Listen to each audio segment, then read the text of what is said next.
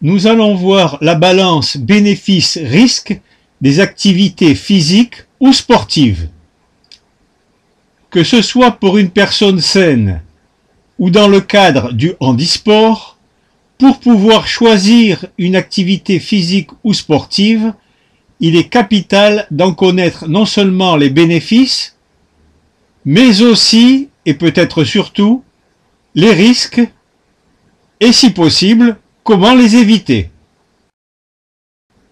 Il n'y a pas d'activité physique qui ne présente que des avantages et aucun inconvénient.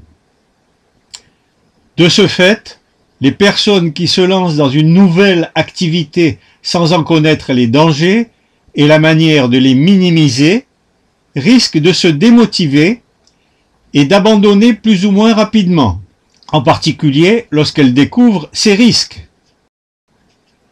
C'est la raison pour laquelle j'ai écrit l'article intitulé « Pratiquer des activités physiques ou sportives en minimisant les risques ». Dans cet article, j'ai voulu réagir à la tendance actuelle qui consiste à ne donner que les avantages des activités physiques et sportives et à occulter complètement les inconvénients et les précautions à prendre pour les éviter. De ce fait, de plus en plus de pathologies sont liées aux pratiques d'activités physiques mal dosées et non compensées par une autre activité complémentaire. Le dosage et les exercices complémentaires constituent pourtant une préparation indispensable pour une pratique à long terme. Pour illustrer cela de manière vivante, j'ai choisi pour une fois des exemples autobiographiques concernant la natation et le karaté. J'aurais pu également démystifier bien d'autres activités que je connais, comme les randonnées pédestres pour les seniors, beaucoup trop intenses, qui sont une grande source d'injection de gel hyaluronique et de prothèses de genoux. Cet article est également une réaction au fait qu'il m'arrive presque chaque année d'avoir des étudiants en kinésithérapie qui désirent effectuer un mémoire sur les bienfaits de telle ou telle activité physique ou sportive. Par exemple, les bienfaits de la danse dans la sclérose en plaques. Dans ce cas, je dois leur dire que ce titre est incorrect. Incorrect car si on étudie uniquement les bienfaits et non pas les effets, cela signifie que l'on sait d'avance qu'il n'y aura que des conséquences favorables et que l'on occultera les autres effets, en particulier les effets négatifs. Il est donc plus correct, sur le plan d'une recherche objective, de partir sur un titre comme « Les effets de la danse sur telle ou telle pathologie », en développant les conséquences positives et négatives.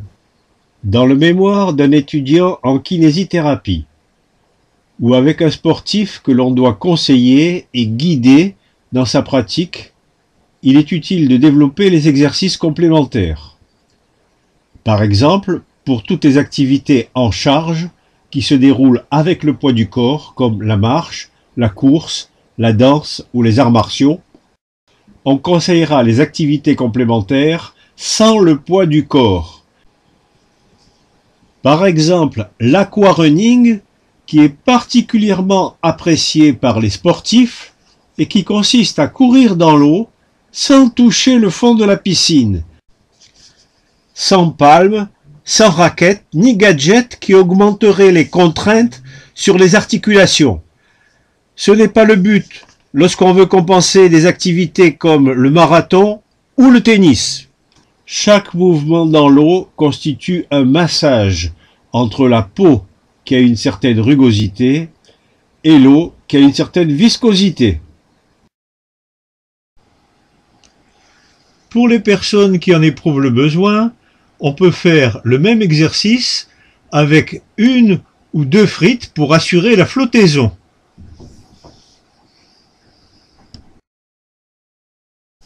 Alors ça se pratique dans de nombreuses piscines municipales, par exemple sur le Facebook du Club des nageurs cambrésiens, on peut lire « L'aquajogging est un sport qui consiste à mimer les mouvements de la course au sol.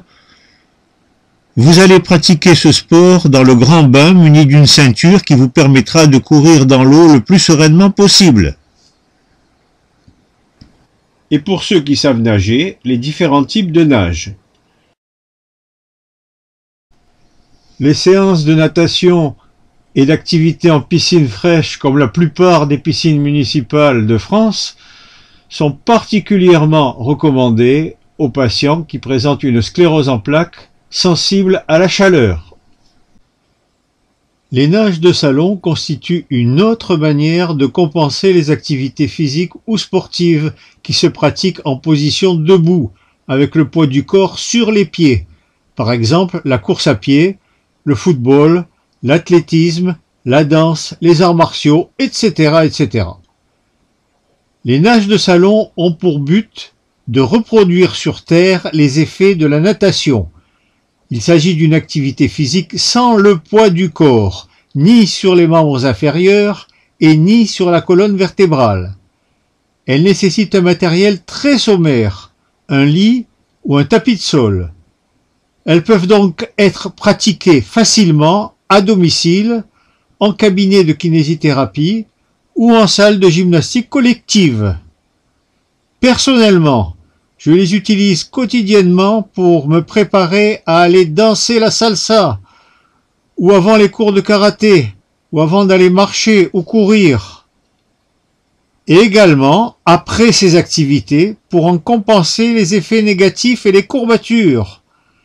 À noter que cela ne m'empêche pas d'aller aussi nager en mer ou en piscine. Pour apprendre la nage de salon la plus simple, il faut commencer par le faire lentement sur le côté. En flexion, on ferme le poing. En ouverture, on pousse avec la paume de la main, on pousse avec le talon. On fait la même chose de l'autre côté. Une fois qu'on en a fait une vingtaine de chaque côté, on essaye de faire en bilatéral. Évidemment, c'est plus difficile et ça demande un certain entraînement.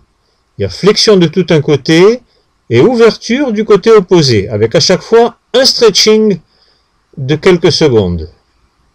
On peut y greffer bien sûr la respiration là-dessus.